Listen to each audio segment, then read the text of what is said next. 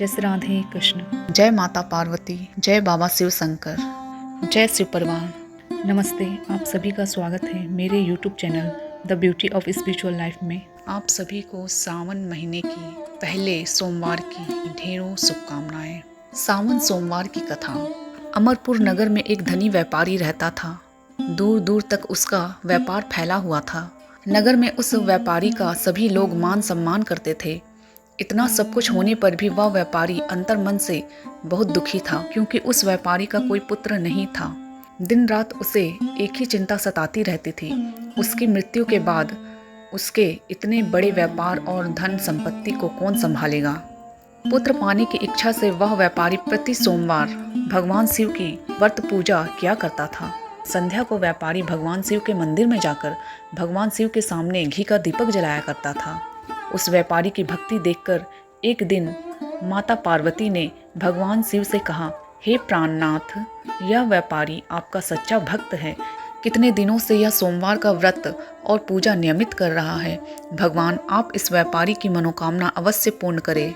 भगवान शिव ने मुस्कुराते हुए कहा, हे पार्वती, इस संसार में सबको उसके कर्म के अनुसार फल की प्राप्ति होती है। प्राणी जैसा कर्म करते हैं उन्हें वैसा ही फल प्राप्त होता है। इसके बावजूद माता पार्वती नहीं मानी। उन्होंने आग्रह करते हुए कहा, नहीं प्राणनाथ, आपको इस व्यापारी की इच्छा पूरी करनी ही पड़ेगी। यह आपका अनन्य भक्त है, प्रति सोमवार आपका विधिवत व्रत रखता है और पूजा अर्चना के बाद आपको भोग लगाकर एक समय भोजन ग्रहण करता है। आपको इसे पुत्र प्राप्ति का वरदान देना ही होगा। माता पार्वती का इतना आग्रह देखकर भगवान शिव ने कहा, तुम्हारे आग्रह पर मैं इस व्यापारी को पुत्र प्राप्ति का वरदान देता हूँ, लेकिन इसका पुत्र 16 वर्ष से अधिक जीवित नहीं रहेगा। उसी रात भगवान शिव ने स्वप्न में उस व्यापारी को दर्शन देकर उसे पुत्र प्राप्ति का वरदान दिया और उसके पुत्र के 16 वर्ष तक जीवित रहने की बात भी बताई। भगवान के वरदान से व्यापारी को खुशी तो हुई, लेकिन पुत्र की अल्पायु की चिंता ने उस खुशी को नष्ट कर दिया। व्यापारी पहले की ही तरह सोमवार का विधिवत व्रत करता रहा। कुछ महीने पश्चात उसके घर अति सुंदर पुत्र उत्पन्न हुआ। पुत्र जन्म से व्यापारी के घर में खुशियां भर आई। बहुत धूमधाम से पुत्र जन्म का समारोह मनाया गया। व्यापारी को पुत्र जन्म की अधिक खुशी नहीं हुई, क्योंकि उसे पुत्र की अल्प आयु के रहस्य का पता था। यह रहस्य घर में किसी को नहीं मालूम था। विद्वान ब्राह्मणों ने उस पुत्र का नाम अमर रखा। जब अमर 11 वर्ष का हुआ तो उसके पिता ने उसे शिक्षा के लिए काशी भेजने का निश्चय किया। व्यापारी ने अमर के मामा दीपचंद को बुलाया और कहा कि अमर को शिक्षा प्राप्त करने के लिए काशी छोड़ आओ। अमर अपने मामा के साथ शिक्षा प्राप्त करने के लिए चल दिया। रास्ते में जहाँ भी अमर और दीपचंद रात्रि विश्राम के लिए ठहरते, वहीं यज्ञ करते और ब्राह्मणों को भोजन कराते थे। लंबी यात्रा के बाद अमर और दीपचंद एक नगर में पहुँचे। उस नगर के राजा की कन्या के विवाह की खुशी में पूरे नगर को सजाया गया था। निश्चित समय पर बारात आ गई, लेकिन वर का पिता अपने बेटे के एक आंख से काने होने के कारण बहुत चिंतित था। उसे इस बात का भय सता रहा था कि राजा को इस बात का पता चलने पर कहीं वह विवाह से इनकार न कर दे, इससे उसकी बदनामी होगी। वर के पिता ने अमर को देखा तो उसके मस्तिष्क में एक विचार आया। उसने सोचा, क्यों ना इस लड़के को दूल्हा बनाकर राजकुमारी से विवाह करा दूं। विवाह के बाद इसको धन देकर विदा कर दूंगा और राजकुमारी को अपने नगर में ले जाऊंगा। वर के पिता ने इसी संबंध में अमर और दीपचंद से बात की। दीपचंद ने धन मिलने के लालच में वर के पिता की बात स्वीकार कर ली। अमर को दूल्हे के वस्त्र पहनाकर राजकुमारी चंद्रिका से विवाह करा दिया गया। राजा ने बहुत सा धन देकर राजकुमारी को विदा किया। अमर जब लौट रहा था तो सच नहीं छिपा सका और उसने राजकुमारी की ओढ़नी पर लिख दिया, राजकुमारी चंद्रिका, तुम्हारा विवाह तो मेरे साथ हुआ था। मैं तो काशी में शिक्षा प्राप्त करने जा रहा हूँ। अब तुम्हें जिस नव युवक की पत्नी बनना पड़ेगा वह कान्हा है। जब राजकुमारी ने अपनी ओढ़नी पर लिखा हुआ पढ़ा तो उसने काने लड़के के साथ जाने से इनकार कर दिया। राजा ने सब बातें जानकर राजकुमारी को महल में रख लिया। उधर अमर अपने मामा दीपचंद के साथ काशी पहुंच गया।